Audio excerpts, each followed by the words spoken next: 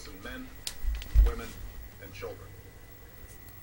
It was nearly 10 years ago that a bright September day was darkened by the worst attack on the American people in our history.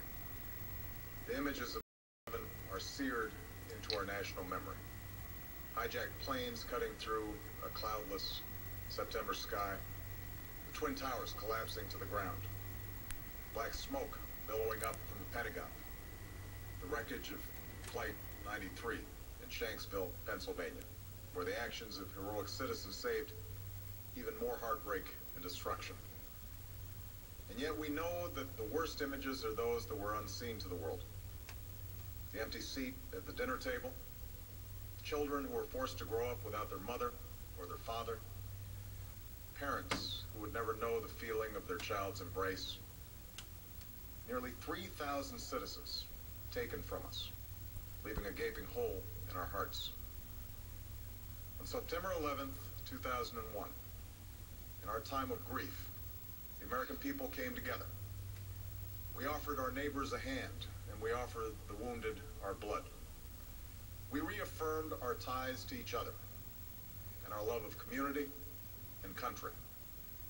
On that day, no matter where we came from, what God we prayed to, or what race or ethnicity we were united as one American family. We were also united in our resolve to protect our nation and to bring those who committed this vicious attack to justice.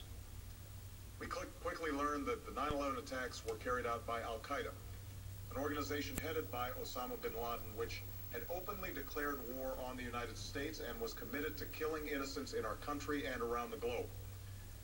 So we went to war against Al-Qaeda to protect our citizens, our friends, and our allies.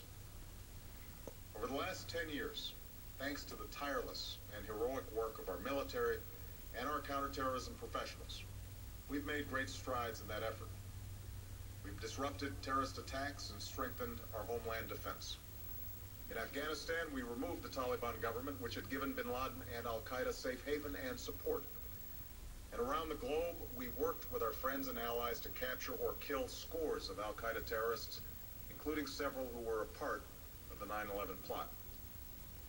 Yet, Osama bin Laden avoided capture and escaped across the Afghan border into Pakistan. Meanwhile, Al-Qaeda continued to operate from along that border and operate through its affiliates across the world.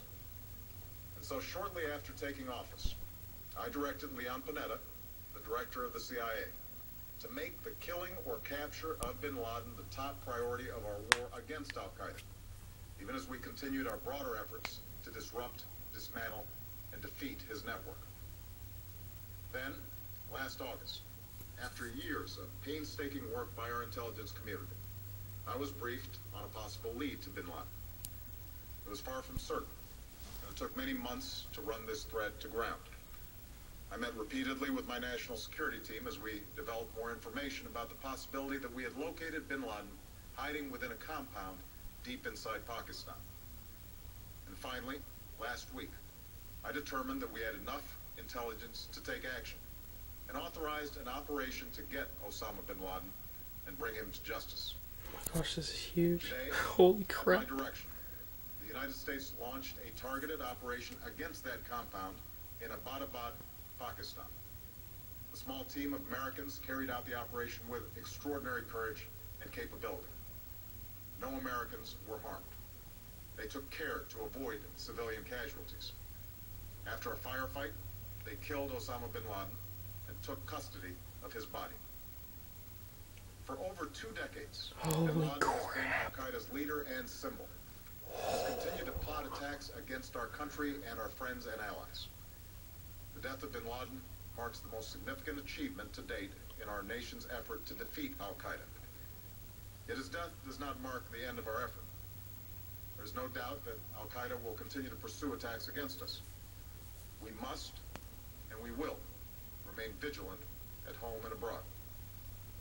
As we do, we must also reaffirm that the United States is not and never will be at war with Islam. I've made it clear, just as President Bush did shortly after 9/11, that our war is not against Islam, Bin Laden was not a Muslim leader. He was a mass murderer of Muslims. Indeed, Al-Qaeda has slaughtered scores of Muslims in many countries, including our own. So his demise should be welcomed by all who believe in peace and human dignity. Over the years, I've repeatedly made clear that we would take action within Pakistan if we knew where bin Laden was. That is what we've done. But it's important to note that our counterterrorism cooperation with Pakistan helped lead us to bin Laden and the compound where he was hiding. Indeed, bin Laden had declared war against Pakistan as well and ordered attacks against the Pakistani people. Tonight, I called President Zardari, and my team has also spoken with their Pakistani counterparts. They agree that this is a good and historic day for both of our nations. And going forward, it is essential that Pakistan continue to join us in the fight against Al-Qaeda and its affiliates. The American people did not choose this fight. It came to our shores and started with the senseless slaughter of our citizens. After nearly 10 years of service, struggle, and sacrifice, we know well the costs of war. These efforts weigh on me every time I, as Commander-in-Chief, have to sign a letter to a family that has lost a loved one, or look into the eyes of a service member who's been gravely wounded. So Americans understand the costs of war.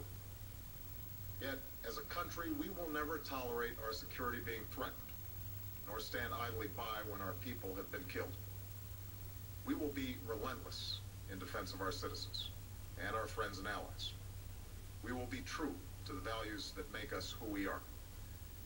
And on nights like this one, we can say to those families who have lost loved ones to Al-Qaeda's terror, justice has been done.